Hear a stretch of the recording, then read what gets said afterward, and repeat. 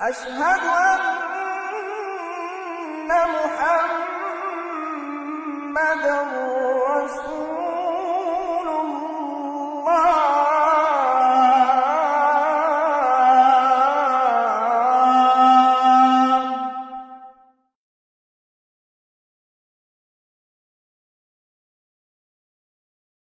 بسم اللہ الرحمن الرحیم.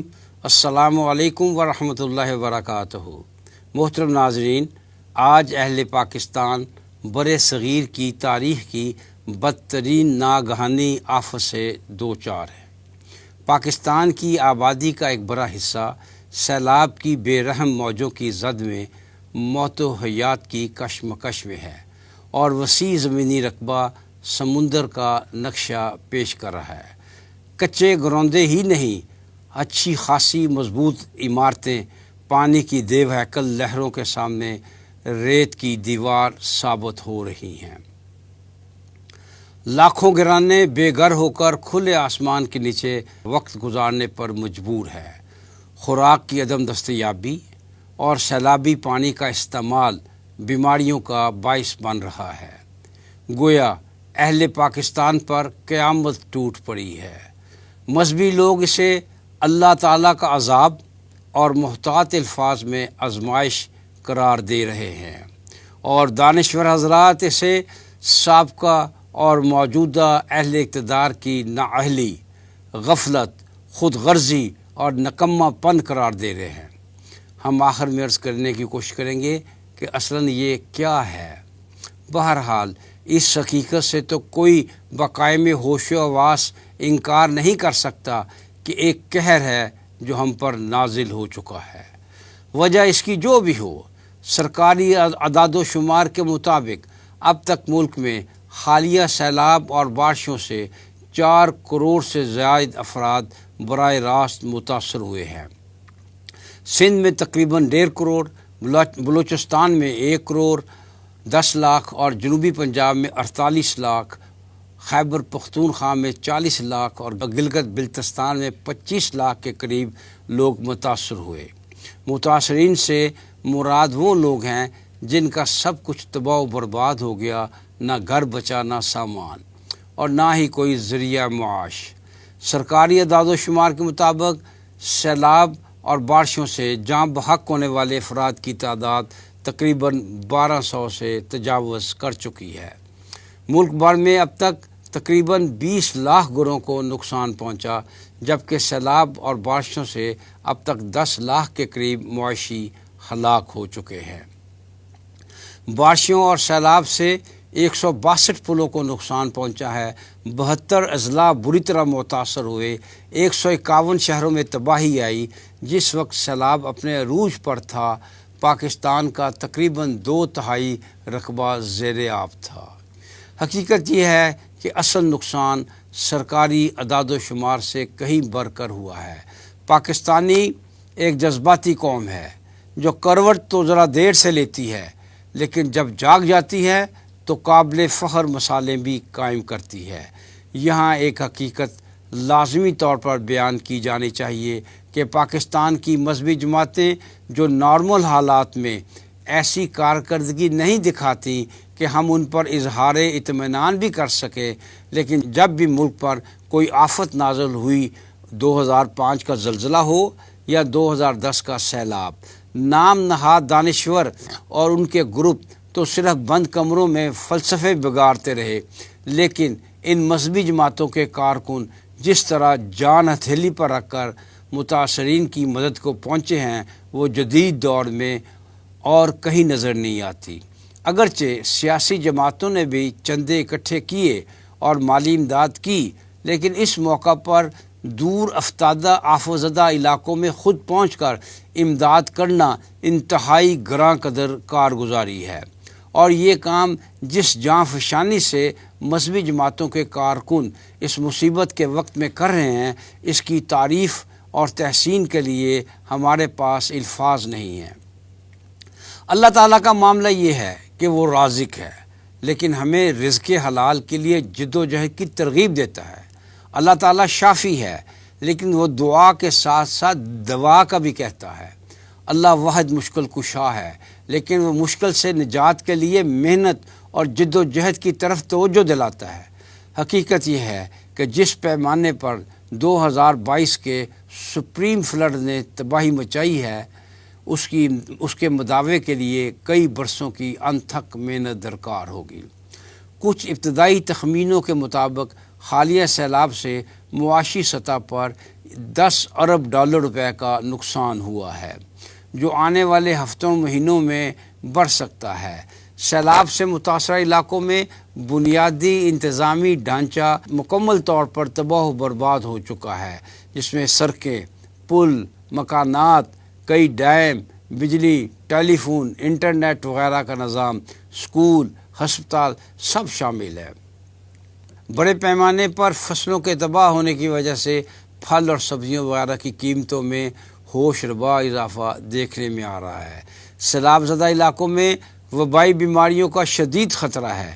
جب کئی کروڑ خاندان متاثر ہوں تو بے روزگاری یقیناً بڑھے گی اور پاکستان کے لیے شرح نمو کے اہداف کو حاصل کرنا تقریباً ناممکن ہو جائے گا۔ پھر ملک پر قرضوں کا نیا بوجھ لاد دیا جائے گا۔ یہاں یہ سوال بھی پیدا ہوتا ہے کہ انتظامی سطح پر پاکستان سیلاب کو روکنے اور اس کے نقصانات کو کم کرنے میں ناکام کیوں رہتا ہے؟ اس میں کوئی شک نہیں کہ ہندوستان پانی کو ایک ہتھیار کے طور پر پاکستان کے خلاف استعمال کرتا ہے۔ البتہ پاکستان کے آبی مسائل اور سیلاب سے ہونے والے نقصانات کی وجہ صرف ہندوستان کی پاکستان دشمنی نہیں۔ حقیقت یہ ہے کہ سیلاب پاکستان میں سب سے تباہ کن قدرتی آفت ہے۔ 2010 میں آنے والے سیلاب ملک کی تاریخ میں سپر فلڈ قرار دیا گیا، جس نے ہر سطح پر بے پناہ تباہی مچائی۔ اس کے بعد فیڈرل فلڈ کمیشن نے سیلاب سے متعلق اپنی سالانہ رپورٹ جاری کی، جسے آئندہ کے لیے لائحہ عمل اور سیلاب کے روک تھام اور نقصانات کو کم کرنے کے حوالے سے ایک سنگ میل قرار دیا گیا۔ ہمیں اس بات کو تسلیم کرنا چاہیے کہ ہم سیلاب سے نمٹنے کے لیے تیار ہی نہیں تھے۔ ہم نے 2010 کے سیلاب کے بعد سیلابی شدت میں کمی لانے کے لیے خاطر خواہ اقدامات نہیں کیے۔ ہمارا قومی مزاج بن چکا ہے کہ جب ایمرجنسی سامنے آتی ہے تو ہم بغیر منصوبہ بندی کے اقدامات شروع کر دیتے ہیں، کیونکہ ہم اس کے لیے تیار ہی نہیں ہوتے۔ جب سیلاب گزر جاتا ہے تو ہم پھر سو جاتے ہیں، اور جب اگلا بحران جھنجھوڑ کر اٹھاتا ہے تو وہی افراتفری میں اقدامات کی مشق شروع ہو جاتی ہے۔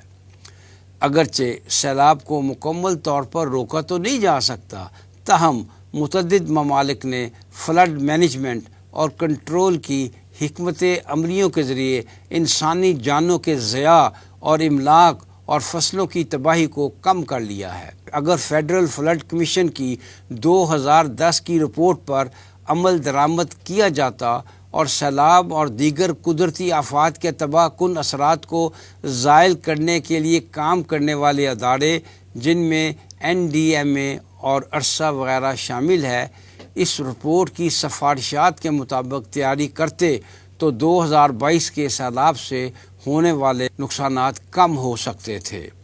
رپورٹ میں جو سفارشات دی گئیں ان میں چند ایک یہ ہیں، مثلاً NDMA سمیت ڈیزاسٹر مینجمنٹ اینڈ کنٹرول کے تمام اداروں کی صلاحیت کو بڑھایا جائے، صوبائی اور ضلع سطح پر فلڈ مینجمنٹ اور کنٹرول کے ادارے قائم کیے جائیں اور فلڈ کنٹرول کے واضح SOPs مرتب کیے جائیں، فلڈ کنٹرول انفراسٹرکچر کو مضبوط کیا جائے، پشتوں اور بندوں کو مضبوط بنایا جائے، سیلابی پانی کا رخ بدلنے کے لیے چینلز کو ترتیب دیا جائے، سیلابی پانی ذخیرہ کرنے کے مقامات کو قائم کیا جائے، بیراجوں کی صلاحیت بڑھائی جائے، نئے ڈیم تعمیر کیے جائیں جن میں بڑے ڈیموں کے ساتھ چھوٹے ڈیم بھی شامل ہو۔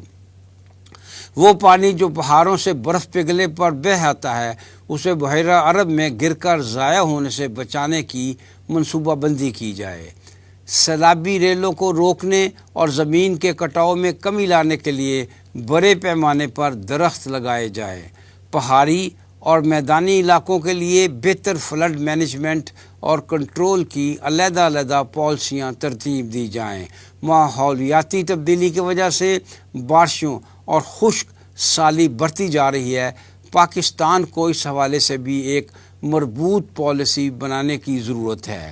سیلاب کے حوالے سے وہ علاقے جو زیادہ خطرے میں آ سکتے ہیں وہاں سے آبادیوں کو محفوظ مقامات پر منتقل کرنے کی منصوبہ بندی کی جائے، نیز غیر قانونی تعمیرات کو مکمل طور پر ختم کیا جائے، سیلاب کی پیشگی اطلاع اور انتباہ کی صلاحیت بڑھائی جائے اور میٹ آفس سمیت موسمیاتی پیشین گوئی کرنے کے ادارے دیگر اداروں کے ساتھ بہتر انداز میں مل کر کام کریں۔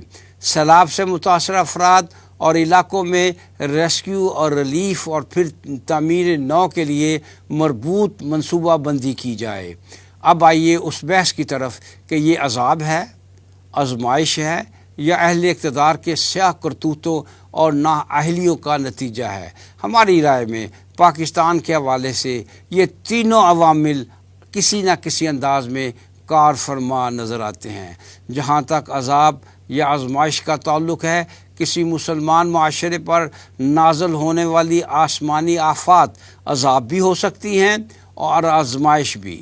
پھر یہ کہ پاکستان جیسا ملک جس کی نظریاتی اساس ہی اسلام اور صرف اسلام ہو، جس کا اللہ تعالیٰ سے یہ دعا کر کے مطالبہ کیا گیا ہو کہ اے اللہ ہمیں آزادی عطا فرما، ہم زمین کے اس ٹکڑے پر تیرے دین کا نفاذ کریں گے، اس کا اپنے وعدے سے منحرف ہو جانا یقیناً استثنائی صورتحال اختیار کر لیتا ہے۔ اس پس منظر کے باوجود بصیرت مسلمان یہ فیصلہ آسان کام نہیں بلکہ انتہائی مشکل کام ہے کہ یہ فرق کیسے کیا جائے کہ یہ عذاب ہے یا آزمائش ہے۔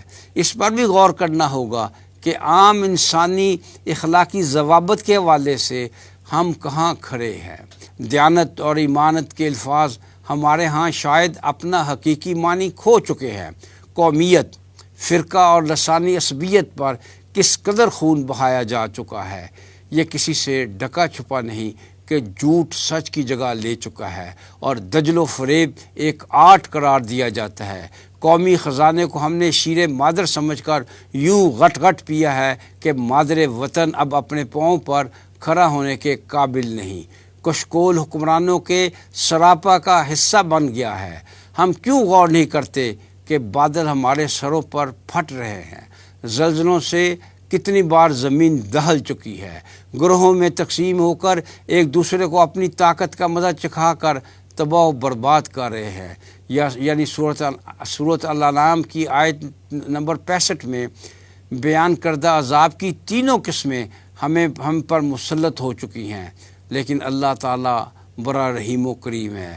آج بھی اگر ہم سیدھے راستے پر آ جائیں، صراط مستقیم اختیار کر لے، انفرادی اور اجتماعی سطح پر توبہ کر لے، اپنے رب کی طرف رجوع کر لے، تو یہ آزمائش ہے، یہ تنبیہ ہے، عذاب نہیں۔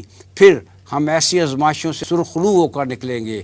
لیکن اگر ہم ڈٹائی کا مظاہرہ کرتے ہیں اور منافقت کا یہ طرز عمل جاری رہتا ہے تو دنیا کے عذاب میں تو گرفتار ہیں ہی، آخرت کے عذاب سے بھی نہیں بچ سکیں گے۔